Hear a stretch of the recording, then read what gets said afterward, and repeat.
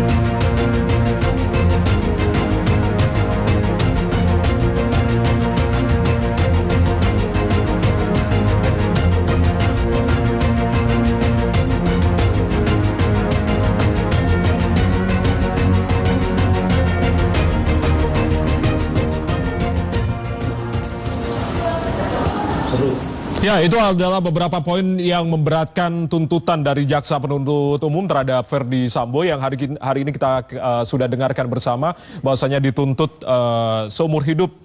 Kita akan langsung membahas bersama dengan sejumlah narasumber yang hadir secara daring pada malam hari ini. Ada Mas Heri Firmansyah, pakar hukum pidana. Mas Heri, selamat malam, salam sehat.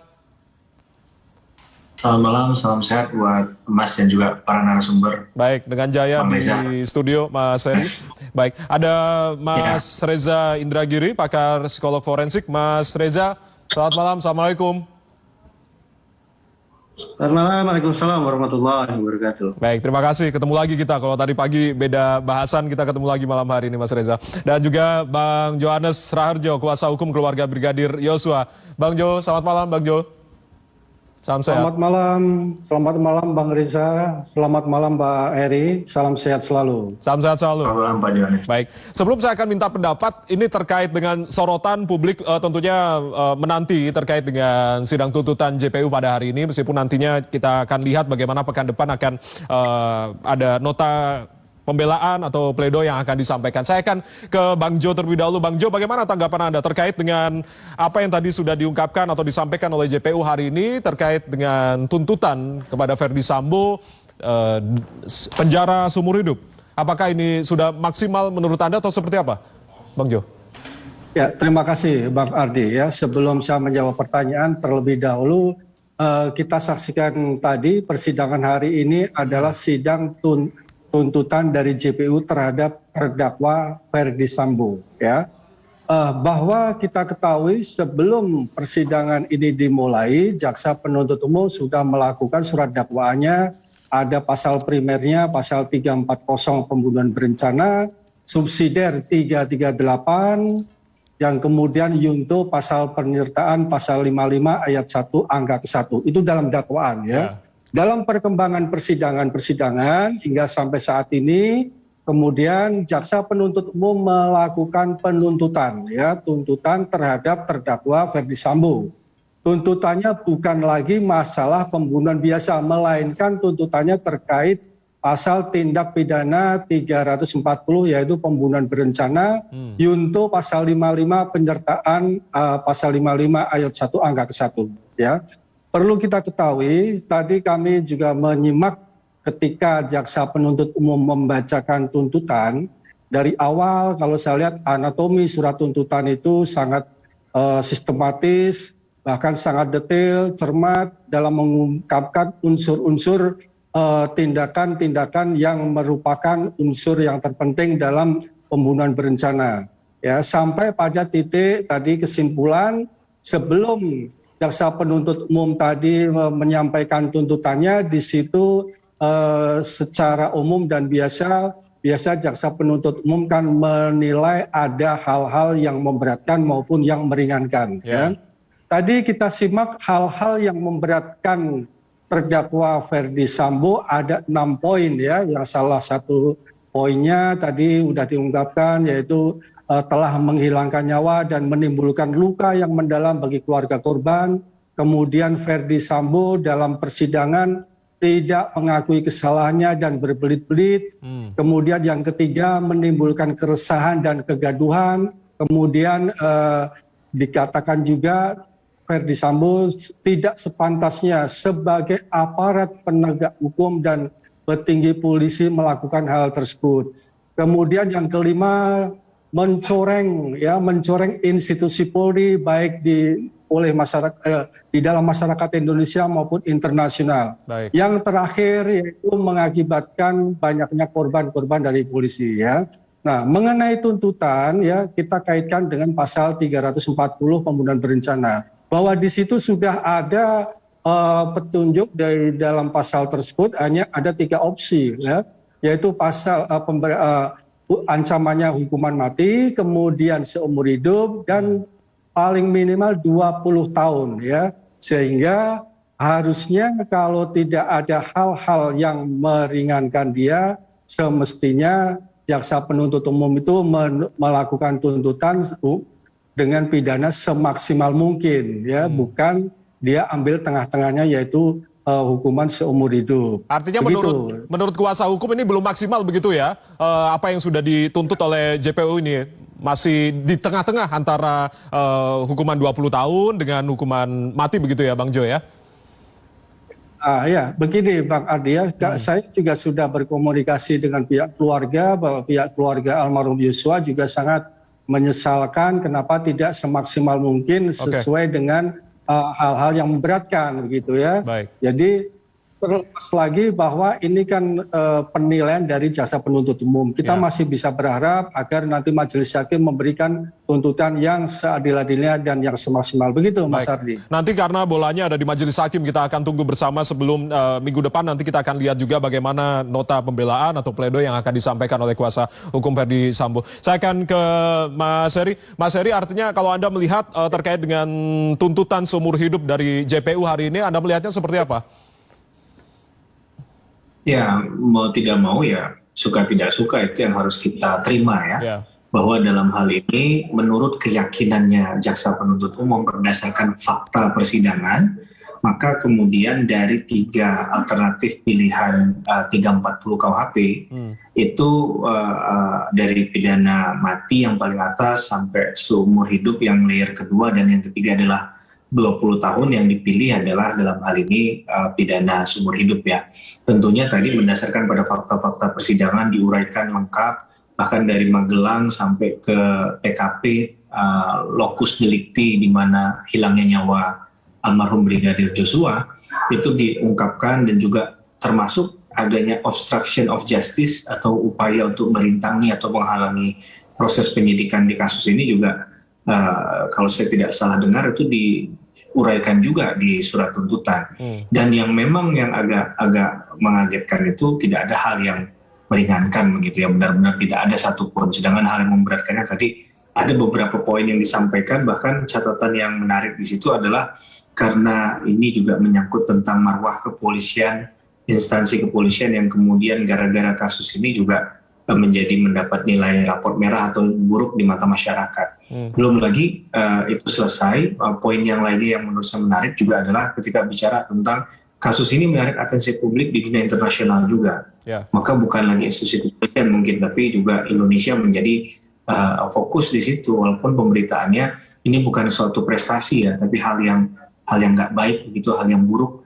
Maka ini juga jadi hal yang dimasukkan dalam surat tuntutan tadi. Terkait dengan nilai rasa keadilan, Bahkan kemarin kita waktu kasusnya persidangan sidang tuntutan bagi Kuat Ma'ruf dan juga Ricky Rizal kan juga menyoal masalah kok hanya 8 tahun gitu. Mungkin banyak netizen dan juga banyak masyarakat luas yang menyoal masalah surat tuntutan yang hanya 8 tahun itu. Sama seperti ini. Dan juga yang menyoal mengapa nggak kemudian jadi hukuman yang paling maksimal, yaitu pidana mati. Tapi bagaimanapun kalau kita bicara nilai rasa keadilan, Mas Adi, itu memang mungkin berbeda-beda ya. Apalagi kalau kita lihat dari atau pihaknya Pak Sambo dan kuasa hukum dan juga pihak almarhum Brigadir Joshua dengan kuasa hukum tentunya inginnya yang almarhum Brigadir Joshua pengennya maksimal. Tuntutannya adalah pidana mati. Tapi pihak yang lain yang berseberangan tentunya berharap adalah yang seringan-ringannya kalau bisa malah bebas. Tapi dalam hal ini ada prosedur hukum yang harus dilalui. Kalau kita lihat yang menarik perkara ini adalah sudah banyak saksi yang dihadirkan, banyak ahli yang dihadirkan. Itu kan dalam kerangka nanti itu menimbulkan keyakinan hakim di ujungnya. Tapi dalam proses penuntutan ini juga fakta-fakta persidangan itu menjadi penting untuk disampaikan. Ada hal-hal yang bahkan dianggap sebagai suatu ilusi begitu ya, sesuatu yang tidak berdasarkan fakta. Biarlah nanti hal itu jaksa penuntut umum yang menjelaskan, ataupun kalau mau dibantah ya silahkan pledoinya saja di nota pembelaannya. Karena kalau berargumentasi di luar dari ranah persidangan, saya rasa ada manfaatnya dan tidak ada konteks pembuktian yang penting untuk dinilai oleh hakim nantinya di ujung. Sekali lagi, ini masih surat tuntutan, masih ada satu fase lagi, bahkan mungkin 2 atau 3, karena setelah ini pledoi pembelaan, ada replik, ada duplik, dan terakhir adalah putusan pengadilan. Nah, putusan pengadilan ini pun ada 3 jenis ya. Ada putusan pengadilan yang sifat membebaskan atau free sprach, sehingga orang itu tidak terbukti secara sah dan meyakinkan bersalah melakukan suatu tindak pidana. Dan juga ada putusan lepas dari segala tuntutan hukum, ini bersalah tapi perbuatannya bukan perbuatan pidana. Dan yang terakhir adalah putusan pemidanaan. Nah, sehingga dalam hal ini kita masih menanti bagaimana tanggapan majelis hakim terakhir nanti terkait dengan surat tuntutan jaksa penuntut umum. Kira-kira demikian, Mas Ardi. Oke, saya akan langsung ke Mas Reza. Mas Reza, kalau Anda cermati terkait dengan sidang tuntutan yang berlangsung hari ini begitu, ada 6 poin yang memberatkan, lalu tidak ada hal-hal yang meringankan. Tadi kita simak bersama, dan juga tadi kuasa hukum dari Mendiang mengatakan bahwasanya ini masih belum maksimal begitu. Termasuk juga 2 tuntutan JPU yang kemarin disampaikan kepada Kuat Ma'ruf dan juga Ricky Rizal. Anda menilainya seperti apa? Mencermati terkait dengan 3 tuntutan JPU yang sudah disampaikan, Mas Reza? Jujurnya sudah sejak 1,5 bulan lalu saya mencoba menenangkan batin dengan mencoba lebih realistis bahwa dalam situasi penegakan hukum Indonesia yang hari ini menurut saya karut marut, maka saya memang tidak mau menaruh ekspektasi terlalu tinggi juga, gitu. Bahwa dari satu sesi ke sesi persidangan lainnya tampak demikian dramatis. Ada luapan emosi yang ditampilkan di ruang persidangan, ada drama sedemikian rupa. Tetapi sekali lagi, saya memilih untuk kemudian memoderasi hati saya sendiri agar kemudian ujungnya saya tidak kecewa. Itu yang saya lakukan. Alhasil, ketika kemarin mendengar ada angka 8 tahun dan hari ini seumur hidup, saya tidak terlalu merasa terluka, tidak terlalu merasa kaget, tidak merasa terlalu shock. Karena sekali lagi, saya sudah mencoba untuk menerima kenyataan bahwa anti klimaks adalah sesuatu yang sangat mungkin terjadi di ruang sidang ini. Baik, anti klimaks akan mungkin terjadi begitu apa yang tadi diungkapkan. Mungkin nanti akan dirinci lebih lanjut lagi terkait dengan bahasan kita tuntutan penjara seumur hidup dan juga 8 tahun terhadap Ricky Rizal dan juga Kuat Ma'ruf. Nanti saya akan tanyakan lagi ke Mas Reza, Mas Heri dan juga Bang Jo. Usai jeda, saudara, kami akan kembali tetap bersama kami di Dialog Indonesia Bicara TVRI. Kami kembali saat lagi.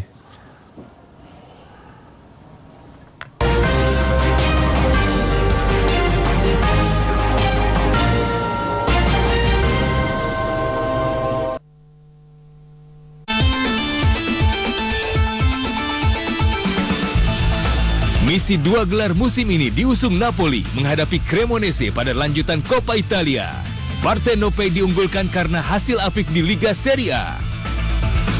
Saksikan Coppa Italia, Napoli versus Cremonese, Rabu 18 Januari 2023, pukul 2.30 waktu Indonesia Barat. Tayang di kanal nasional dan di kanal digital TVRI Sport.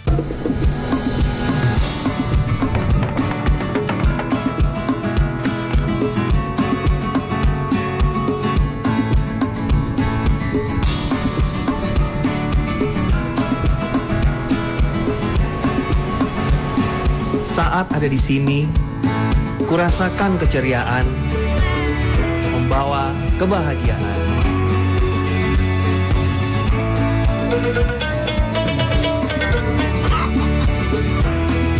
Iringi semangat, berbagi harapan.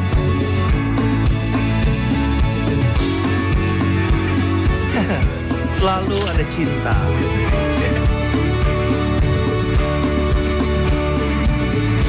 Mari nikmati cita rasa, berbalut keindahan,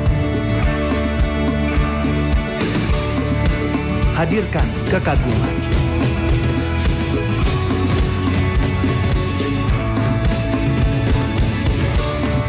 Mewariskan kekayaan.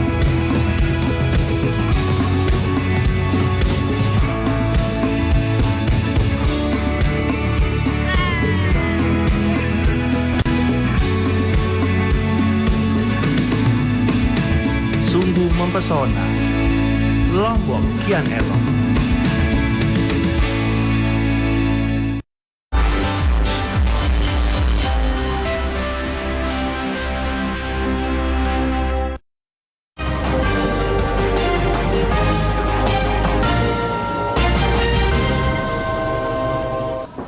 Malam hari ini di Dialog Indonesia Bicara TVRI kita masih mengawal terkait dengan sidang tuntutan penjara seumur hidup yang tadi disampaikan oleh Jaksa Penuntut Umum terhadap terdakwa Ferdi Sambo. Masih bersama dengan Mas Heri Firmansyah, pakar hukum pidana, Mas Reza Indragiri, pakar psikolog forensik, dan juga Bang Johannes Raharjo, kuasa hukum keluarga Brigadir Yosua. Saya akan ke Mas Heri. Mas Heri, artinya kalau berbicara terkait dengan minggu depan, ini ada agenda yang tentunya menjadi sorotan juga, penyampaian nota pembelaan atau pledoi. Artinya apa saja yang mungkin bisa dijadikan amunisi oleh penasihat hukum Ferdi Sambo dalam menyampaikan pembelaan, Mas Reza? Mohon maaf, Mas Heri. Mas Heri masih bergabung bersama kami ya? Baik, saya akan ke Bang Johannes. Mas Johannes masih bergabung bersama saya? Ya. Bang Jo, artinya apa yang akan disiapkan oleh kuasa hukum dari Brigadir Yosua dalam menanggapi sidang pledoi yang akan berlangsung agendanya pada minggu depan? Apakah mungkin ada beberapa hal yang mungkin akan disiapkan kuasa hukum?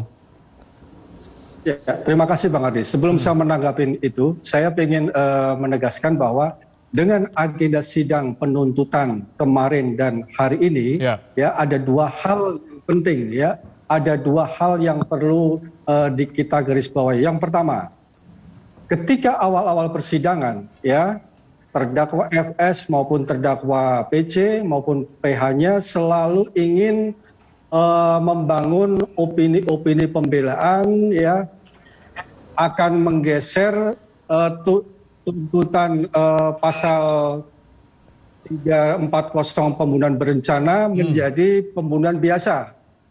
Ya. Nah, ini sangat-sangat sudah tidak berhasil, ya. Sangat tidak berhasil. Karena apa? Di dalam surat tuntutan ini jelas jaksa penuntut umum sudah melakukan tuntutan pasal pembunuhan berencana. Yeah. Jadi bukan pembunuhan biasa, ya. Itu yang pertama, ya. Jadi tuntutan atau dakwaan mengenai atau pembelaan yang dilakukan oleh terdakwa maupun PH yang akan menggeser pasal pembunuhan biasa itu sudah terbantahkan, sudah gagal total, ya, menurut saya. Yang kedua, ya, yang selama ini sejak persidangan digelar, ya, dari pihak PC maupun pihak FS selalu membangun cerita alibi seakan-akan almarhum Yosua ini melakukan awalnya kurang ajar, kemudian pelecehan seksual, kemudian pemerkosaan, dan yang kemarin terakhir bahkan lebih dari pemerkosaan. Ya, paling tidak tuduhan itu, paling tidak cerita itu kita bisa membuktikan itu semakin membuktikan bahwa itu hanya alibi maupun cerita belaka. Okay. Ya, ada dua hal penting di situ, ya. Nah, terkait mengenai pembelaan-pembelaan yang akan dilakukan selanjutnya oleh pihak PH, memang itu hak dan kewajibannya PH untuk mengcounter tuntutan-tuntutan ini nanti dalam pledoi ya. Tapi menurut saya kalau kita cermati surat tuntutan tadi, kita dengar, kita simak, menurut saya itu sudah sistematis dan itu rapat seakan-akan tidak ada loophole atau celah-celah hukum bagi PH maupun terdakwa untuk menggugurkan, mematahkan rumusan-rumusan tindak pidana sebagaimana dimaksud dalam surat tuntutan. Ya, itu kalau menurut saya ini agak berat, ya agak berat karena fakta peristiwa sudah membuktikan adanya unsur perencanaan dan tadi jaksa penuntut umum sudah dengan cermat menguraikan unsur-unsur perencanaan terlebih dahulu mulai dari Magelang, kemudian di Saguling dan di Duren 3. Begitu. Terima kasih. Baik, saya akan langsung ke Mas Reza. Mas Reza menanggapi apa yang tadi sudah disampaikan oleh kuasa hukum Brigadir Yosua, Bang Jo, dan juga terkait dengan narasi-narasi yang dibangun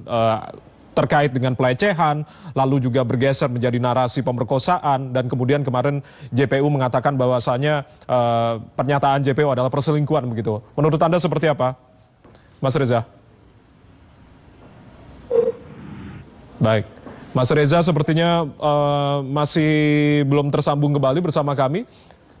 Saya akan ke Mas Heri. Mas Heri, artinya hal-hal apa saja yang bisa menjadikan amunisi nih dari penasihat hukum Ferdi Sambo dalam menyampaikan pembelaan yang akan berlangsung agendanya pada minggu depan, Mas Heri? Ya, saya berhati-hati menjawab itu ya Mas Ardi ya, karena itu kan tugas mereka memang. Kenapa mereka ditunjuk untuk menjadi kuasa hukum, harusnya mereka paham poin-poin mana yang penting ya. Yang bahwa dalam hal ini memang pengalaman jam terbang dalam menghadapi perkara pidana itu penting, litigasi pidana. Karena pidana itu kalau kita lihat memang secara kasus, apalagi dalam kasus ini ya, sangat kompleks. Jadi kalau bicara jam terbang, pengalaman akan tahu sebenarnya poin-poin mana yang dari surat tuntutan itu yang penting untuk difokuskan.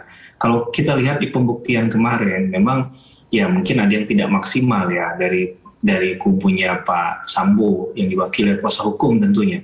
Ya, yang lebih banyak bersoal masalah korban gitu kan, bahwa korban itu pernah ke klub malam, padahal itu nggak membuktikan apapun. Mau 1000 foto dibawa pun menurut saya tidak ada kaitan langsung dengan kasus ini. Itu yang harus dipahami juga. Jadi hasil hari ini, tuntutan ini juga sebenarnya bagian dari kerja pembuktian kemarin gitu ya. Jadi itu yang harus diubah polanya, daripada sibuk kemudian menggagas terkait dengan mengapa Richard Eliezer ini pantas untuk menjadi justice collaborator atau tidak. Itu kan hak hukum setiap orang. Nggak mengajukan diri saja kalau memang merasa kliennya punya kapasitas terkait hal itu, sehingga fokus. Jadi pembuktian itu sebenarnya kata kunci fokus, Mas Ardi. Saya dosen dan juga kebetulan juga lawyer begitu ya. Jadi kadang kita berhadapan di persidangan itu pakai strategi. Kalaulah kemarin itu poin-poinnya lebih ingin menonjolkan sifat baiknya Pak Sambo, ya itu kan poin itu yang harusnya digali dari terdakwa tersebut kan, apa selama ini yang dilakukan begitu, sehingga itu bisa jadi dalam surat tuntutan dipertimbangkan. Jadi strategi yang menurut saya kemarin terlalu banyak ingin memfokuskan dan ingin membuktikan, malah jadi kontraproduktif terhadap pembuktian itu sendiri. Jadi ya menurut saya ini yang dalam pembelajaran hukum acara pidana dasar pun, kalau saya mengajar teman-teman atau mahasiswa di Fakultas Hukum Universitas Tarumanegara untuk ikut lomba moot court peradilan semu di level nasional, kita sampaikan Anda nggak perlu banyak membuktikan apapun, tapi fokus saja pada pembuktiannya. Terutama pasal 338 dan yang paling berat adalah 340. Bagaimana membuktikan ini ada perencanaan atau tidak di sana kan? Apakah dalam itu ada niat, ada kehendak, kemudian niat kehendak yang ada dalam konsep pelaksanaan, dan juga terakhirnya adalah bagaimana cara melakukan.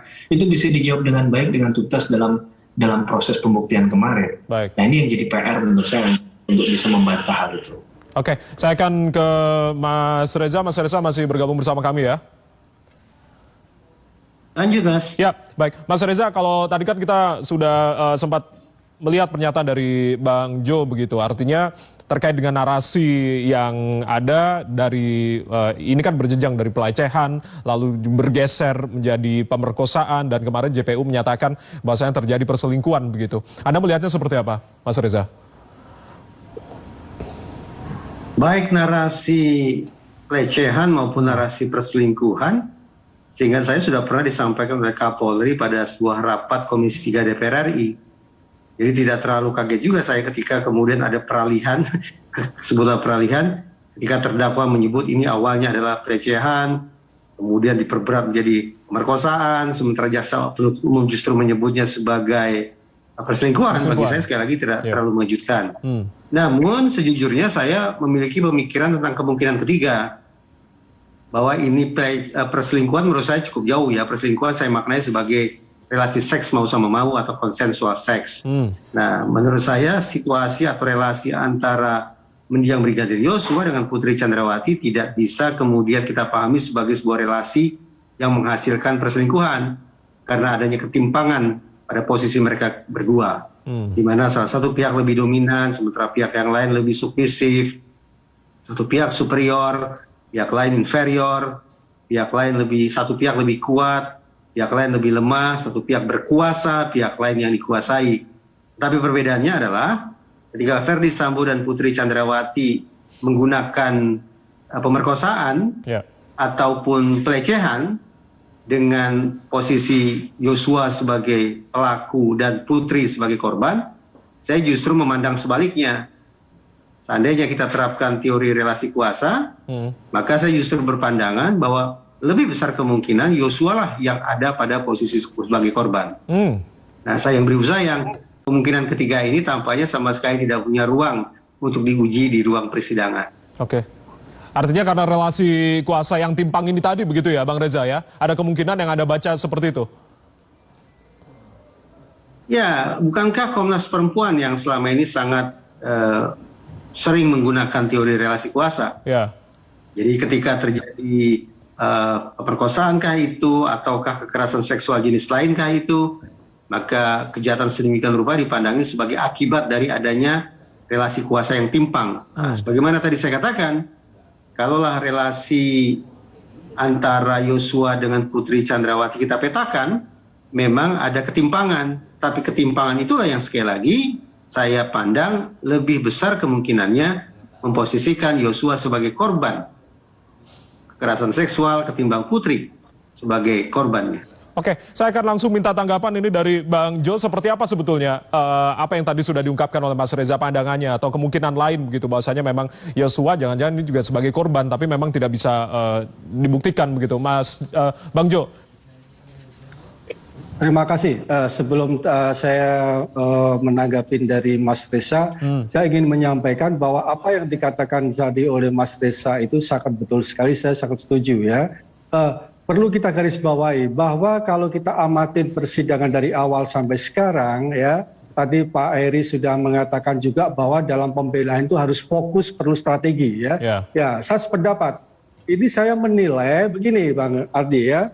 Pembelaan-pembelaan dari awal yang dilakukan oleh terdakwa maupun mohon maaf PH-nya PC dan terdakwa ini seakan-akan mereka sedang bermain akrobatik ya, bermain sirkus dengan instrumen cerita pelecehan seksual ya. Dia ingin memainkan ada isu pelecehan seksual yang akan digunakan sebagai batu lompatan untuk mengarah ke pasal 49 notware yaitu pasal yang mengatakan bahwa barang siapa melakukan tindak pidana tidak akan dipidana apabila membela kehormatan diri sendiri atau orang lain, harta benda sendiri atau orang lain, dirinya sendiri atau orang lain. Nah, dia akan menjadikan batu lompatan dengan pasal 49 alasan pembenar ya. Namun alasan mengenai pelecehan seksual ini sangat lemah. Karena apa? Tidak ada bukti visum, ya. Tidak ada bukti visum yang kemudian juga mengenai alasan pelecehan seksual ini pernah dilaporkan di Polres Jakarta Selatan. Kemudian Polres Jakarta Selatan mengeluarkan SP3, ya. Ini sebetulnya para terdakwa sudah menyadari kalau menggunakan cerita alibi atau ilusi pelecehan seksual pasti akan gugur, pasti tidak berhasil dan sia-sia. Tapi saya heran justru dari awal persidangan sampai terakhir sampai hari ini pun ya para terdakwa maupun PH yang saya lihat masih bersikeras bahwa itu ada terjadi pelecehan seksual. Baik. Nah, ini semakin kalau menurut saya ini kasihan ini para terdakwa ini malah terjerumus dari kebohongan menjadi semakin dalam. Begitu Mas Ardi. Oke, saya nanti akan minta pendapat apakah menurut Mas Heri seperti apa, karena ini juga berkaitan dengan besok tuntutan dari Putri Chandrawati begitu. Kita akan lihat apakah juga narasi perselingkuhan ini juga mempengaruhi tuntutan dari Putri Chandrawati yang akan berlangsung esok hari dengan tuntutan dari JPU juga yang akan disampaikan kepada Richard Eliezer. Usai jeda kami akan kembali saudara, tetaplah bersama kami di Dialog Indonesia Bicara TVRI. Kami kembali saat lagi.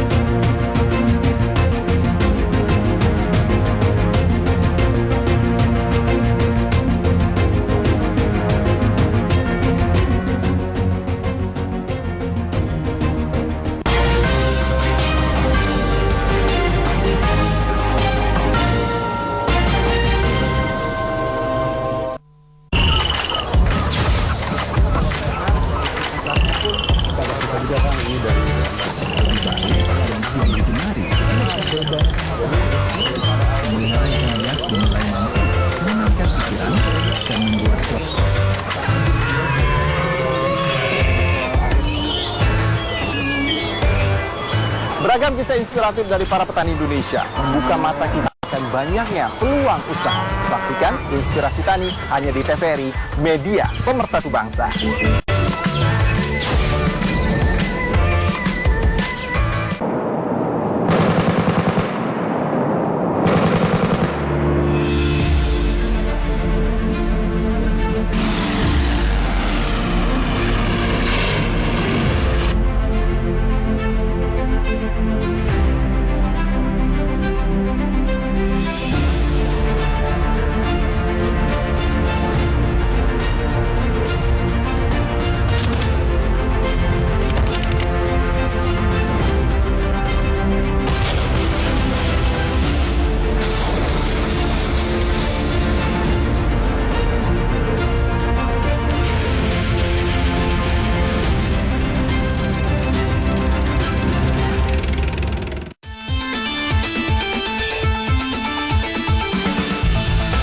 Misi 2 gelar musim ini diusung Napoli menghadapi Cremonese pada lanjutan Coppa Italia.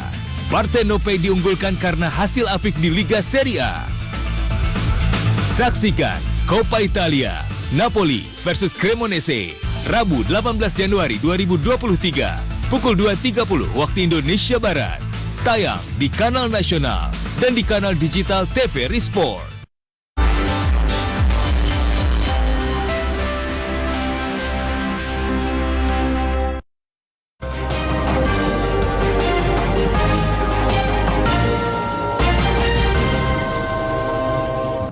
Baik, malam hari ini kita masih bersama dengan Mas Reza Indragiri, pakar psikolog forensik, dan juga Bang Johannes Rarjo, kuasa hukum keluarga Brigadir Yosua. Mas Heri Firmansyah, pakar hukum pidana, tadi berhalangan untuk bisa melanjutkan diskusi. Saya akan lanjutkan ke Mas Reza. Artinya Mas Reza, kalau tadi Anda bilang ada kemungkinan Yosua ini menjadikan posisi sebagai korban, artinya menurut Anda apakah justru Putri Chandrawati ini sebagai pemeran skenario utama atau seperti apa sebetulnya?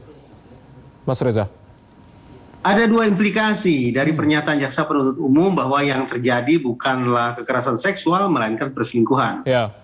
Implikasi pertama adalah selama ini kita seringkali menuding Verdi Sambo sebagai pihak yang menekan tombol pertama kali sehingga terjadi tragedi seperti ini. Tetapi seiring dengan pernyataan jaksa penuntut umum bahwa ini bukanlah kekerasan seksual melainkan perselingkuhan, maka yang saya bayangkan justru Verdi Sambo dan Putri Chandrawati seolah-olah bertukar posisi. Pihak yang paling harus kita tunjuk-tunjuk mukanya tampaknya bukan lagi Verdi Sambo, melainkan Putri Chandrawati. Karena dari dialah narasi kebohongan itu bermula. Narasi kebohongan itu pula yang kemudian ditelan bulat-bulat oleh suaminya dengan gelap mata sampai kemudian menghabisi nyawa mendiang Brigadir Yosua. Jadi sekali lagi implikasi pertama adalah terjadi pertukaran posisi, bahwa aktor yang paling awal, yang paling bertanggung jawab terjadi peristiwa ini menurut saya sekarang bukan lagi Ferdy Sambo tapi justru Putri Chandrawati. Itu yang pertama. Implikasi yang kedua, saya bayangkan bahwa Ferdy Sambo akan terus memperjuangkan nasibnya. Dia barangkali tidak akan terima dengan putusan seandainya nanti dihukum seumur hidup, apalagi kalau majelis hakim menjatuhkan hukuman mati kepada dia. Segala hal harus dia perjuangkan, termasuk secara kebetulan pernyataan dari jaksa penuntut umum menurut saya bisa dimanfaatkan oleh Ferdy Sambo sebagai cara untuk membela diri pada proses pencarian keadilan di tahap berikutnya, yaitu di tingkat banding. Saya bayangkan bahwa karena sudah terjadi perselingkuhan, maka mungkin saja Ferdy Sambo datang ke kantor polisi dan melaporkan istrinya dengan delik perzinaan. Saya bayangkan sedemikian rupa. Nah, kalau kemudian Ferdy Sambo berhasil meyakinkan otoritas penegakan hukum nantinya bahwa pada dasarnya dia adalah korban, yaitu korban tipu daya dari perbuatan istrinya, maka tidak tertutup kemungkinan bahwa pada tingkat banding nanti ada hal yang bisa meringankan. Ada yang bisa memberikan pemakluman bahwa ternyata gelap matanya Ferdy Sambo justru sekali lagi bermula dari tipu daya yang dikatakan oleh Putri Chandrawati. Namun tetap perlu saya garis bawahi, sejujurnya saya juga tidak teryakinkan bahwa relasi antara Yosua dengan Putri Chandrawati adalah relasi berupa relasi perselingkuhan, relasi seks mau sama mau. Di hati kecil saya tetap memandang bahwa apabila narasi kekerasan seksual itu tetap saja harus kita angkat, maka besar kemungkinan mendiang Brigadir Yosua lah yang berada pada posisi korban. Bukan Putri Chandrawati. Baik, saya akan langsung minta tanggapan dari Bang Johannes. Ada dua implikasi yang tadi disampaikan oleh Mas Reza. Pertama, ternyata jangan-jangan aktor awal ini bukan Efes, tapi melainkan Putri Chandrawati. Dan juga kedua tadi, yang tentunya ini juga bisa menjadi strategi atau amunisi dari Ferdy Sambo yang menjadi korban tipu dari Putri Chandrawati. Bang Jo. Ya, terima kasih. Apa yang dikatakan Mas Reza memang betul ya, itu sebagai salah satu strategi dari pihak Sambo ya. Tapi saya ingin melihat dari perspektif dari pihak PH atau terdakwa ya, bahwa narasi atau alibi atau cerita tentang pelecehan seksual ya, itu apabila itu memang benar-benar terjadi pelecehan seksual atau pemerkosaan ya, itu sangat signifikan dapat dipakai sebagai alasan pembenar sebagaimana dimaksud dalam pasal 49 KUHP, yaitu notwear atau notwear excess ya. Kenapa? Karena di situ sangat beralasan ya, ketika persidangan ya, terdakwa FS ini pernah mengungkapkan, menerangkan bahwa ini harkat martabat saya, ini harkat martabat keluarga, ini mengenai harga diri ya, itu. Nah, saya kembalikan lagi. Memang alasan-alasan adanya tindak pidana kekerasan seksual atau pemerkosaan itu memang sengaja sebagai perisai untuk menjadi batu lompatan mengarah menuju ke pasal pembelaan pasal 49 ya. Perlu kita ketahui bahwa prinsipnya orang yang bersalah harus dihukum, akan tetapi tidak semuanya pelaku itu dapat dipertanggungjawabkan menjalani hukuman, karena di dalam KUHP kita mengenal ada alasan pemaaf dan alasan pembenar ya. Ini yang akan dipakai oleh pihak terdakwa maupun PH. Namun tadi di awal persidangan tadi ketika membacakan surat penuntutan ya, jaksa penuntut umum dalam merumuskan membuktikan unsur barang siapa, di situ sudah diuraikan bahwa terdakwa Ferdy Sambo tidak memenuhi unsur adanya alasan pemaaf pasal 44 KUHP, yaitu ada cacat jiwa atau sakit jiwa yang permanen. Yang kedua juga tidak ditemukan adanya alasan pembenar pasal 48, yaitu overmah, yaitu pembelaan secara terpaksa ya. Juga tidak ditemukan juga adanya alasan pembenar karena dia membela keluarganya dalam keadaan pembelaan darurat pasal 49 ya. Jadi alasan-alasan yang dimungkinkan dalam kitab undang-undang hukum pidana itu sangat-sangat sudah tertutup, ya, sangat tertutup bagi terdakwa FS, ya, sangat tertutup sehingga kalau dia akan harusnya para PH ini dan terdakwa FS itu harusnya mematahkan dalil-dalil yang yang berkaitan dengan fakta-fakta hukum dikaitkan dengan saksi-saksi, ya. Tapi kalau ini tetap narasi alasan pelecehan seksual ini tetap digunakan, berarti bisa saya dapat juga pembelaan dari terdakwa FS maupun PC maupun PH-nya itu mereka akan memakai pasal 49 notware. Tapi sekali lagi ini sudah gugur, ya, karena tidak beralasan demi hukum. Demikian. Baik, saya akan langsung minta respon dari Mas Reza terkait apa yang tadi sudah diungkapkan oleh Bang Jo. Mas Reza. Kalau diterjemahkan ke dalam khazanah psikologi forensik, apa yang dipaparkan tadi oleh Bang Jo bisa saya maknai sebagai provocation defense. Yaitu bagaimana seorang pesakitan mencoba membela diri dengan mengatakan bahwa apa yang saya lakukan ini sesungguhnya reaksi. Karena ada sebuah tindakan provokasi dari pihak lain, tindakan itu merusak martabat, menghancurkan harga diri dan seterusnya, maka saya lalu melakukan serangan balik. Provocation defense. Tentu saja setiap pesakitan atau terdakwa boleh saja mengutarakan pembelaan diri semacam itu, termasuk Ferdi Sambo. Tapi tentu hakim tidak akan a priori menelan begitu saja apa yang dikatakan, tetapi akan melakukan pengujian. Nah, dari sudut pandang psikologi forensik, provocation defense semacam itu akan diuji lewat 3 tahapan berpikir. Yang pertama, harus dipastikan terlebih dahulu, apakah perbuatan provokatif itu sungguh-sungguh ada atau tidak. Jadi misalnya, karena Ferdi Sambo dan Putri Chandrawati mengatakan bahwa apa yang mereka lakukan itu merupakan reaksi terhadap pemerkosaan yang dilakukan oleh Yosua, maka sudah jelas pengujian paling pertama harus dilakukan adalah pemerkosaan itu sungguh-sungguh ada atau tidak. Dan saya yakin seyakin-yakinnya bahwa pemerkosaan itu tidak ada. Yang kedua, ya sebetulnya karena pengujian tahap pertama saja sudah mentok, ya apalagi kita masuk ke tahap pengujian berikutnya. Tapi oke lah, kita masuk ke pengujian yang kedua, bahwa kalau memang peristiwa provokatif itu ada, harus dipastikan bahwa bobot peristiwa provokatif itu membuat seseorang kehilangan kontrol dirinya. Jadi ini bukan provokasi biasa, tapi provokasi yang sekali lagi menghilangkan kontrol diri seseorang. Sekarang mari kita cek Ferdi Sambo. Apakah perbuatan dia itu mencerminkan masih ada atau sudah tidak ada kontrol diri pada diri yang bersangkutan?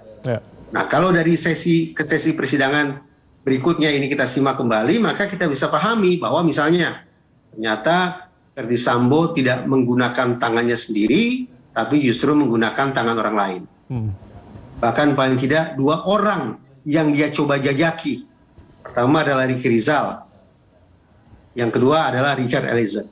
Itu pertama. Yang kedua, dikabarkan juga bahwa Ferdi Sambo menggunakan sarung tangan, betapapun itu dia ingkari. Ada juga informasi bahwa Ferdi Sambo ternyata melakukan penembakan belakangan, overkill istilahnya. Setelah Richard Eliezer melakukan penembakan, barangkali untuk memastikan bahwa Yosua kehilangan nyawa, maka Ferdi Sambo melakukan overkill. Nah sekarang kita takar, serangkaian perbuatan semacam itu mencerminkan hilangnya kontrol diri atau tetap adanya kontrol diri. Saya berkeyakinan bahwa rangkaian perbuatan semacam itu dari Ferdi Sambo menunjukkan bahwa andaikan provokasi itu memang ada, andaikan pemerkosaan itu memang ada, tapi itu bukanlah provokasi yang mengakibatkan Ferdi Sambo kehilangan kontrol dirinya. Itu pengujian yang kedua. Pengujian yang ketiga, yaitu jarak waktu. Kapan kira-kira Ferdi Sambo mendengar informasi tentang pemerkosaan tersebut? Dan kapan gerangan aksi pembunuhan terhadap Yosua dilakukan? Nah, di tengah-tengah 2 peristiwa tersebut, adakah persiapan yang bisa dilakukan oleh Ferdi Sambo? Dari satu sesi ke sesi persidangan berikutnya, kita dapati sekian banyak fakta bahwa ternyata Ferdi Sambo memanfaatkan waktu seefisien mungkin untuk merancang, untuk mempersiapkan atau mendesain upaya pembunuhan terhadap mendiang Brigadir Yosua. Sudah. Betapapun Ferdi Sambo berbusa-busa mengatakan ini adalah pembelaan diri karena ada provokasi sebelumnya. Ini adalah upaya untuk menjaga martabat atau nama baik keluarga. Tapi lewat 3 tahap pengujian tadi, menurut saya patah semua. Alhasil, majelis hakim bisa saja mengatakan pembelaan diri saudara ditolak. Sederhananya demikian. Baik, saya akan langsung ke Bang Jo. Bang Jo, bagaimana ketika kuasa hukum menghadapi apa yang tadi sudah diungkapkan oleh Mas Reza ketika memang nanti ada beberapa hal yang mungkin akan menjadi amunisi dari kuasa hukum dari Verdi Sambo yang dalam nota pembelaannya ketika memang nanti dikatakan Verdi Sambo melakukan dalam kondisi tidak terkontrol atau tadi yang Mas Reza coba katakan begitu, artinya kondisi emosi pada saat melakukan perencanaan pembunuhan. Artinya apa yang mungkin Anda akan tangkap terkait dengan pledoi yang mungkin akan menjadi salah satu amunisi dari Verdi Sambo, Bang Jo? Terima kasih.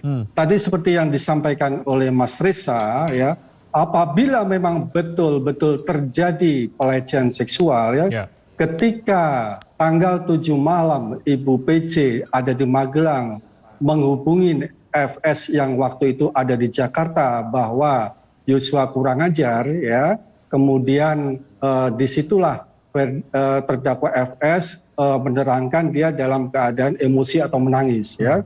Tapi kemudian dia tidak ada reaksi apa-apa, ya. Kemudian pada tanggal 8 Juli ketika rombongan Ibu PC dari Magelang sampai di Jakarta di rumah Saguling, ya, kemudian Ibu PC menceritakan tentang peristiwa di Magelang, FS kan menerangkan bahwa dia emosi dan menangis. Nah ini, apabila benar, ya, apabila betul itu terjadi pelecehan seksual dan apabila betul itu FS kaget, jiwanya terguncang lantaran mendapat cerita informasi entah betul atau tidak istrinya diperkosa, tentunya kalau dia ingin membela harkat martabat dan kehormatan, dia emosi. Langsung saat itu juga dia memanggil Joshua, ya, saat itu juga, seketika itu juga. Namun ini kan dia tidak melakukan seketika itu juga, tapi dia sempat merencanakan sesuatu, bahkan memanggil RR PHT, ya. Ketika dia memanggil RR, dia menyampaikan bahwa Ibu, kamu tahu nggak peristiwa di Magelang? Tidak tahu. Ibu sudah dilecehkan. Siap kamu tembak? RR menyatakan tidak siap, tidak berani karena tidak siap mental, ya. Nah, di sinilah sudah ada perencanaan, ya. Maksud saya tadi gini, kalau seandainya memang ini ada keguncangan jiwa atau Verdi Sambo itu merasa jiwanya tertekan, tentu ini bisa potensi untuk dilakukan pembelaan berdasarkan pasal 49. Karena di situ unsurnya sudah jelas, rumusan pasalnya jelas. Baik. Tidak dapat dipidana barang siapa melakukan pembelaan darurat untuk membela dirinya sendiri maupun orang lain, harta benda sendiri maupun orang lain. Ya itu, ya. Tapi sayangnya ini tidak, kalau saya hubungkan dengan peristiwa-peristiwanya, sangat tidak terjadi, sangat jauh dari apa yang menjadikan pembelaan. Karena fakta peristiwanya justru FS ini tidak dalam kondisi jiwanya tertekan, masih punya rentang waktu untuk berpikir makna-makna perbuatan apa akibat-akibatnya. Oke. Begitu, ya. Terima kasih. Ya, saya akan ke Mas Reza terakhir. Mas Reza, artinya ini kan tuntutan besok untuk Putri Chandrawati dan juga Richard Eliezer. Melihat pertimbangan jaksa kali ini ataupun juga kemarin kepada Kuat Ma'ruf dan juga Ricky Rizal, lalu hari ini kepada Verdi Sambo. Apakah kita akan melihat tuntutan yang sama untuk PC besok atau seperti apa? Begitupun juga dengan Eliezer begitu. Untuk kemungkinan pidana bagi Eliezer, adakah hal-hal yang mungkin bisa memberatkan Eliezer sebagai justice kolaborator atau seperti apa, Mas Reza, yang Anda baca? Saya terus terang agak was-was kalau berbicara tentang tuntutan jaksa terhadap Richard Eliezer.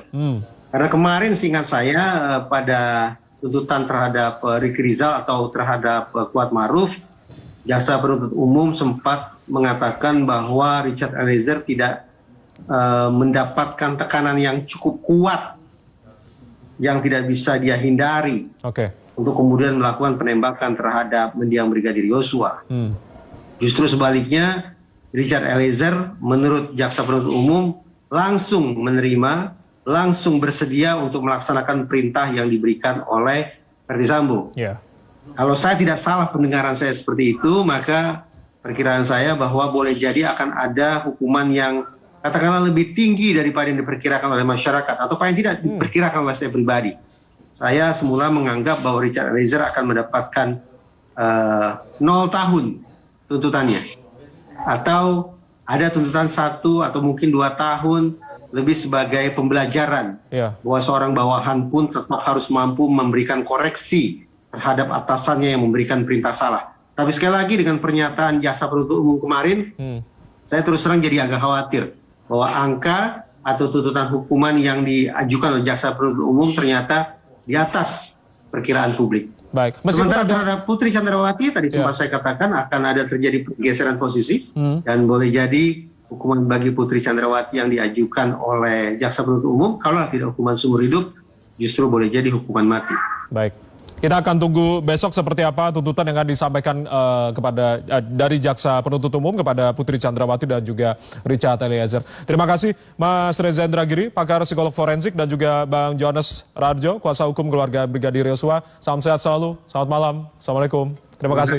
Salam sehat. Terima kasih Mas Reza. Selamat